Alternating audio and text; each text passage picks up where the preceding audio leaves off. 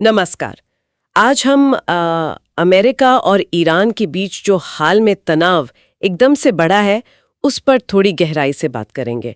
हमारे पास जो भी जानकारियां हैं, जैसे हमले हुए, फिर जवाब आए और फिर अचानक से युद्ध विराम की बातें होने लगीं, तो इन्हीं के जरिए समझने की कोशिश करते हैं कि आखिर ये सब हुआ क्या है। चलिए इस पूरे मामले को परत दर परत खोलते हैं। हाँ, तो जो रिपोर्ट्स हमें मिली हैं उनमें अमेरिकी हवाई हमलों का जिक्र है, ईरान ने कैसे रिएक्ट किया, क्या जवाब दिया वो है, और पर्दे के पीछे डिप्लोमेसी लेवल पर क्या चल रहा है, इस पर भी कुछ रोशनी डाली गई है।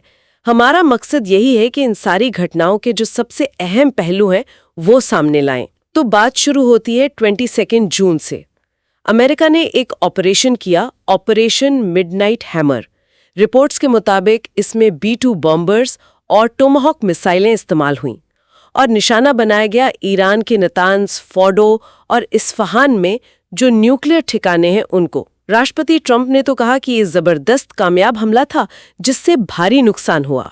वो कह रहे थे कि मकसद सिर्फ ईरान के परमाणु कार्यक्रम को धीमा करना था, मतलब कोई जंग छेड़ने का इरादा नहीं था। हाँ, ये बात बहुत जरूरी है। ये जो विरोधाभास है ना बयानों में, एक तरफ इतनी बड़ी कामयाबी का दावा, दूसरी तरफ कहना कि हमारा मकसद तो बहुत लिमिटेड था। ये अक्सर होता है। हाँ, शायद ये एक तरह का स्ट्रेटेजिक कम्युनिकेशन है, मतलब अलग अलग ऑडियंस को अलग अलग मैसेज देना। अच्छा। हाँ, जैसे अपने देश की जनता को बताना कि हम कितने मजबूत हैं और शायद दुनिया को बताना कि हम जंग नहीं चाहते।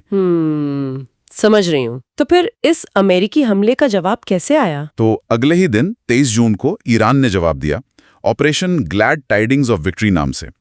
उन्होंने कतर में जो अमेरिका का अल उदीद एयरबेस है उस पर मिसाइलें दागी। ओह, तो क्या नुकसान हुआ वहां? खबरों के मुताबिक तो कतर का जो डिफेंस सिस्टम है उसने ज्यादातर मिसाइलों को हवा में ही मार गिराया और कोई जानी नुकसान की खबर नहीं आई। अच्छा, तो मतलब ईरान का जवाब उतना तीखा नहीं था। हाँ, कह सकते हैं कि जवाब काफी नपा तुला था।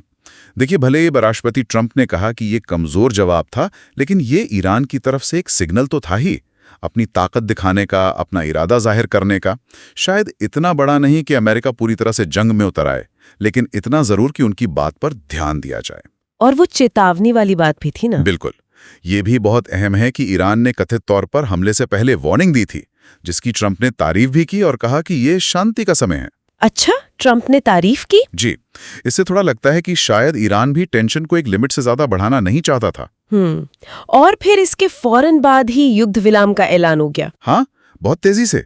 राष्ट्रपति ट्रंप ने ऐलान किया कि ईरान और इजराइल के बीच पूर्ण युद्ध विराम हो गया है, और यह भी कहा कि इसमें कतर ने मध्यस्थता की और ईरान ऑपरेशन रोकने पर मान गया है। लेकिन क्या ईरान ने भी ये माना? यहीं पर मामला थोड़ा पेचीदा हो जाता है। ईरान के जो विदेश मंत्री हैं अरागिची और दूसरे अधिकारी, उन्होंने पब्लिकली किसी भी फॉर्मल समझौते से साफ इनकार कर दिया। अरे, तो फिर? हाँ, उन्होंने ये जरूर कहा कि अगर इजराइल एक तय वक्त तक हमले रोकता है तो वो भी रुक जाएंगे। तो ये दिखाता है कि जमीनी हकीकत शायद इन बयानों से ज्यादा नाजुक है, ज्यादा उलझी हुई है। हो सकता है कोई अनौपचारिक सहमति बनी हो पर्दे के पीछे, पर औपचारिक समझौता शायद नहीं हुआ। हाँ, ये तो काफी कंफ्यूजिंग है।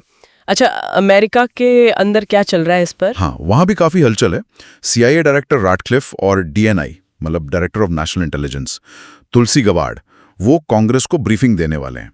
और सेनेट में जो डेमोक्रेट्स हैं जैसे शूमर और केन, वो सवाल उठा रहे हैं कि इस मिलिट्री एक्शन का लीगल बेसिस क्या था, अधिकार कहां से मिला। हाँ, ये तो होना ही था।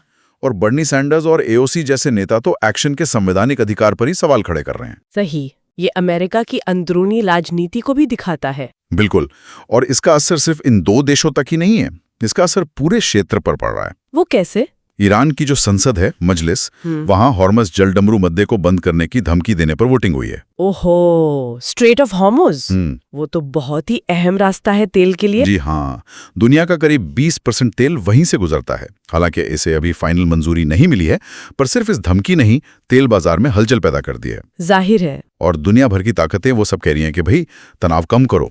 कई जानकार तो ये भी मान रहे हैं कि हालात अब भी बहुत नाजुक हैं, मतलब एक छोटी सी चूक भी मामले को बहुत ज्यादा बिगाड़ सकती है। कुछ रूसी स्ट्रैटेजिस्ट्स को लगता है कि अमेरिका के इस हमले के बाद अब मॉस्को के लिए एक डिप्लोमैटिक रोल निभाने का मौका बन गया है। अच्छा, रूस के लिए भी एक मौका? हाँ, और एक और खतरा है, जैसा कि अमेरिका के डिपार्टमेंट ऑफ होमलैंड सिक्योरिटी ने चेतावनी दी है कि अमेरिका को साइबर हमलों का सामना करना पड़ सकता है, या फिर जो ईरान समर्थित प्रॉक्सी ग्रुप्स हैं उनकी तरफ से कोई जवाबी कार्रवाई हो सकती है।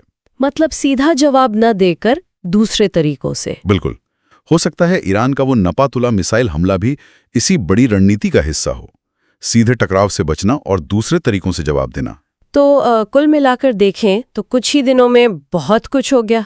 हमले, फिर जवाबी हमले, और फिर एक ऐसा युद्ध विराम जिसका सच अभी पूरी तरह साफ नहीं है। तो मुख्य बातें क्या रहीं? अमेरिका का ईरान के परमाणु ठिकानों पर हमला, हाँ ईरान का सोचा समझा लेकिन लिमिटेड मिसाइल जवाब, जी, युद्ध विराम को लेकर अलग अलग बयान, बिल्कुल, अमेरिका के अंदर राजनीतिक मतभेद और पूरे क्षेत्र में बढ़ती हुई चिंता। सही कहा। और ये सब हमें सोचने पे मजबूर करता है कि इन सब पब्लिक बयानों के पीछे जो ताकत दिखाई जा रही है, जो डिप्लोमेसी चल रही है, उसके पीछे हर पक्ष का असली मकसद क्या है, उनकी असल रणनीति क्या हो सकती है। और सबसे बड़ा सवाल शायद यही है कि अगर ये जो नाजुक सी शांति है, अगर ये टूट जाती है तो ये अस्थिरता आगे किस तरफ जाएगी, इस पर वाकई नजर बनाए रखनी होगी।